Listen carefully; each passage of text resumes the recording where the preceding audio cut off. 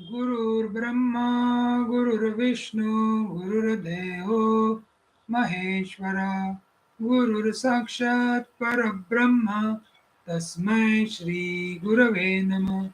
Om Sahana Vavatu, Sahano Bhunaktu, Sahaviryam Karavavai, Tejasvinavaditamastu Mavit Vishadvai.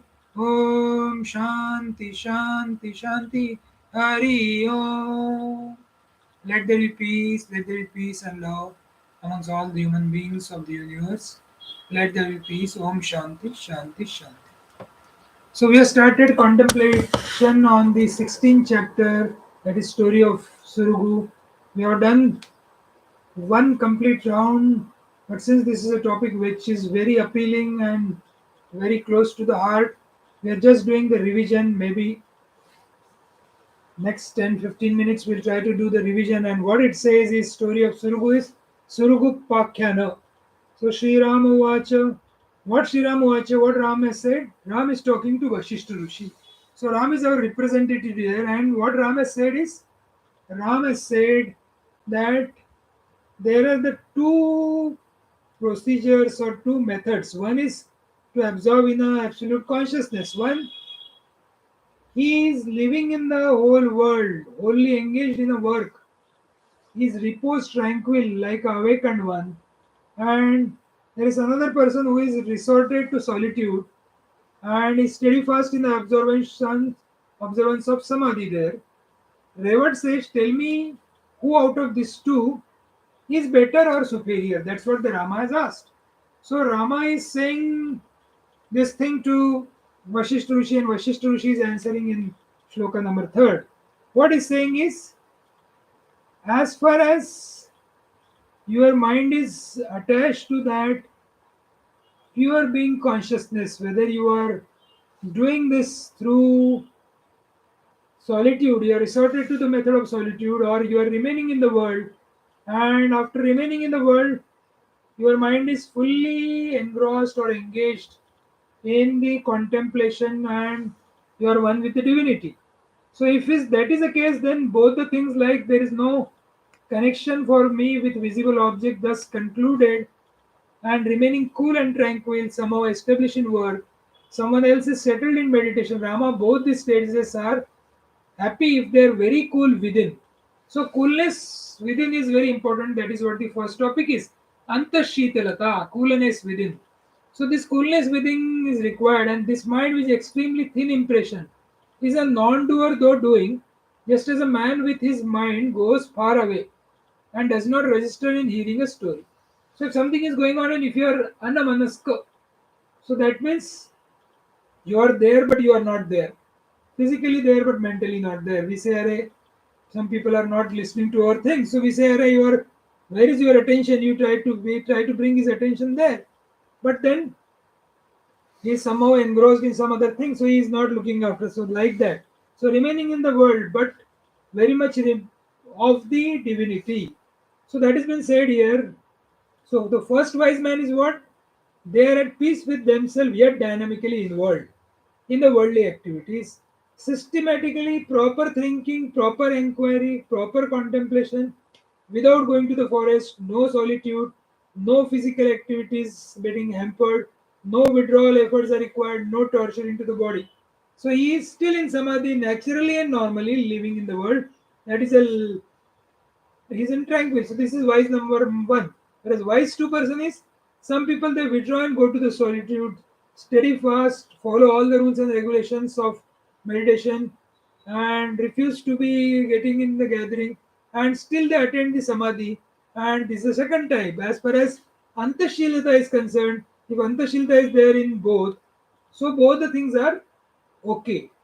So that has been said in the first topic, and then this Suraghu is a king, and this king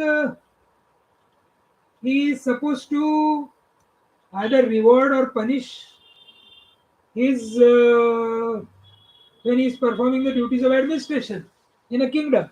So his mind swings in to and fro by the pleasure and pain caused by the administration. Mind gets fully engrossed in that administration, so he is feeling. So he asked Mandava Rishi what to do. And then Mandav Rishi has very nicely explained. Only by your own investigation. अपने को investigate करना पड़ेगा. So inquiry, that is one of the pillars of, out of four pillars, is its inquiry is one of the pillars for liberation. What are the other pillars? Contemplation, tranquility, holy company, and inquiry. So this is a fourth pillar or gateway of the liberation. So that's what he's saying. Who am I? You have to put a question, who am I? How is this world born? What possibilities this existence? So likewise you have to put a question to yourself, and so long as everything is not completely renounced, the self is not obtainable. अपने mind में कुछ ना कुछ विचार चलते रहते हैं तो सेल्फ ऑब्टेनेबल नहीं है. Therefore, for the sake of pursuing the self alone, let one give up everything. One has to be remain in the world but not remaining in the world. So when you are sleeping, during the sleep you are alert, because when your consciousness is alert, you are alert. In sleep also you are available. Whereas in the daytime, that is Jagruti, you are doing everything but then you are sleeping for the Jagruti. So when that's why it is said that when you are sleeping, then you are awake. When you are awake, you are sleeping. So that's what the statement is made here. And you are not pursuing, I am not also the organ of perception, I am not the mere body. So the Atma Bhav is dropped, Jivatma Bhav is dropped, Ishwaratma Bhav is dropped. So what remains is the divinity, divinity, divinity only. And he alone, the self and God exists just like a thread exists within the raw pulse. जो माला रहती है उसमें जो thread रहता है उसके ऊपर everything is there. इति ज्ञात्वा किरातेशो लेभे पदम अनुत्तमम विवेकधावासेन ब्राह्मणमिव Gadia. Thus, having known the king of Kirata obtained the highest abode, just as the son of Gadi, what Gadi has done, obtained Brahmanhood by disconcerting mental effort. That means the mind minus the thoughts is equal to consciousness. Try to reduce the thought little, little, little, little. If it is become zero, mind get dissolved in the consciousness. What remains is only the consciousness. So third topic is a Pariga Samvad. So Parig is also a king, but because of the famine happened in his place, so he has to take a resort of the forest. He went to the forest, and then he was called as a leaf eater. Dry leaves he used to eat, and live his livelihood. But then he got an opportunity to do his austerities, and he did a tapasya. And after that, his mind became tranquil. A lot of procedures he has followed, and mind become tranquil. And that Pariga met with this Suraghu king, and both are talking with each other. When two wise people meet, what they think, talk about, they will talk about the God only, they will talk about the scriptures only. They are not going to talk about the worldly things. So they are talking like that. So Pariga asked him how you are attained this spirituality, how you got your mind quiescent, are you following some rules and regulations? So then Surgu has very nicely said, Nitya Prabuddha Chittatvat कुर्वन्योतोऽपि जगत्क्रिया आत्मैकतत्त्वसन्निष्ठा सदैव सुसमाधय तत्त्वबोधा भगवान् सर्वातॄन् पावका प्रोक्तां समाधिशब्देन न च तृष्णीयवस्थित. On account of ever awakened intelligent. So his intellect is awakened even though performing worldly activities. Those who are greatly devoted to the one true principle of the self, only profoundly absorbed in absolute consciousness always. Revered one, the perception of truth, that is ultimate reality, which is the fire that destroys the straw of every desire. So what happened here is now sense of incompleteness is zero, sense of duality is zero, and so no desire is spoken of by the word of samadhi and not remaining in silence. It is not remaining silent and suffering inside. It is doing all the activities and remaining in samadhi. So next shloka was Ashubdha Nirankaro Dvandvesha Vanupantini Nishchita Vigata Abhishta Heyo Padeya Varjita Prokta Samadhi Shabdena Paripurna Manogati. So what do you mean by this? What is the status of our mind? Mind is complete. There is no division of knower, known, and knowledge. There is no triputi operating. So the other words, mind is merged totally into the consciousness. That is what is called as samadhi. Even though mind is fully merged in consciousness, yet mind is operating like a car driver drives the car and he is also doing simultaneously other multitasking activities. He is seeing the movie, he is talking to the people, he is laughing, giggling, everything. So multitasking is natural. So here also, when he knows that I am the ultimate, he is undivided, unfragmented consciousness. And now what he says is absolutely undisturbed under all conditions. Ashuddha, not at all frustrated. Shuddha means frustrated. This is what is a spiritual practice. We should not get agitated or angry towards anyone in this world, because either you take this world as a divinity or take this world as a long, long, long dream. Nirankara. So no sense of ego. Ahankar, like I am this, I am that, is also not there, because there is no division. Completely eradicating ahankar. Dvandvesha anupadini, not getting influenced by complementary opposite. Eva padaya varjita. Whatever is there, it is perfectly alright. Sometimes joy, sometimes sorrow, nothing wrong. So no choice is given. That's which comes up as it is, that has been taken. So not becoming an extraordinary. So this is the most important spiritual practice. So not simply sitting like a stone and thinking I am in the samadhi. So wise man never evaluate anybody in this world. What is the highest spiritual practice then? The highest spiritual practice is satsanga. So the last topic here is sattva samudharanam, that we did yesterday, lifting up of one's own self. So how to lift our own self? Because again and again our self goes into the world and it goes away from the consciousness that we are. It never remains in the self, divinity or unfragmented consciousness. It goes away. So what has to be done? It has to be pulled back and brought back to the normal plane. So how it is to be brought? Na dhanani, na mitrani, na shastrani, na bandhava, narani upakurvantu magna swatma samudrita. So not by riches, not by friends, not by scriptures, not by relatives. This own self which is sung can be brought in the front. So how it can be brought in the front?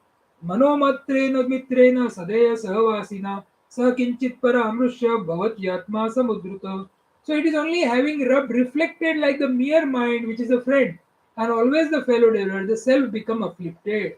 So then if you give the condition, if you give an instruction to your mind, listen mind, you have to remain in the divinity. Listen mind, you have to remain as a self. Listen mind, you don't go into the sansar. Listen mind, be always happy, cheerful, blissful, content and over and above, relaxed and cool. If you tell your mind again and again, again and again, so what will happen is it will listen to you, because initially it will become ahankar, manohankar vilay, sarva bhavantarastita, samudeti parananda, yatunu parmeshwari.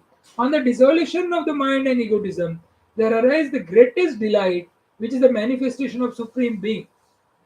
So what has to be done is dissolution of mind and egoism.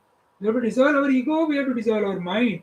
And the last shloka says, Swaswayam yoga sansiddha parama vigatopama nagamya vachasam rama addevaya anubhuvate. Rama, though that most excellent state out of comparison, it's a fully accomplished by yoga, is not approachable by words. सिर्फ बातें करके contemplate करके इसका study करके या ये करके नहीं, इसको अपने जीवन में उतारना है, इसको अपना डीएनए बनाना है. So it should go and percolate in your heart. Unless it percolates in heart, if it remains in the brain, so only we will keep on talking. So it is experience here only in the heart, that is the innermost being of the person. So we have to check the innermost being, that it is whether it is become divine. So if it is become divine, so naturally everything will be divine.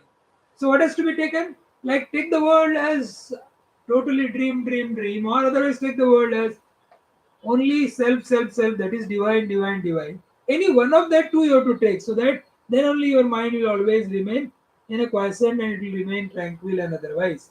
So still mind is Paramatma, disturbed mind is the mind. So don't be obsessed by anything in this world. Find out what is suitable for your personality and practical. It should be natural and not forcible. So some people may start with some procedures like maybe puja, japa, dhyana, and likewise. Okay, let them come from there. Slowly they will get evolved. By doing all these rituals, they will come to the state called as tranquility. They will sukha dukkha saman, contentment. Whatever is there, okay. So they will become whatever is available. नहीं है तो क्या फर्क पड़ता है? So likewise, some mantras will be reiterated by them. So likewise, whether he is doing in the activity the solitude or doing the activity remaining in the world, but not allowing our mind to go away from the tranquility, and that is a spiritual practice. So these things, both the things are told in the story of Suraghu. The story of Suraghu is a very nice story. It has given so many avenues and opportunity for an individual to do the sadhana. Now it all rests on the individual, how to go ahead and how to remain always cheerful, happy, blissful, and be happy always with this prayers. Om Purnamada Purnamidam Purnat Purnamudachyate Purnasya Purnamadaya पूर्णमेवावशिष्यते. Om Shanti Shanti Shanti. Hari Om Tasat. Sri Ramachandra Arpanamastu. Submitting the divine fruits to the Holy Spirit. Ramachandra.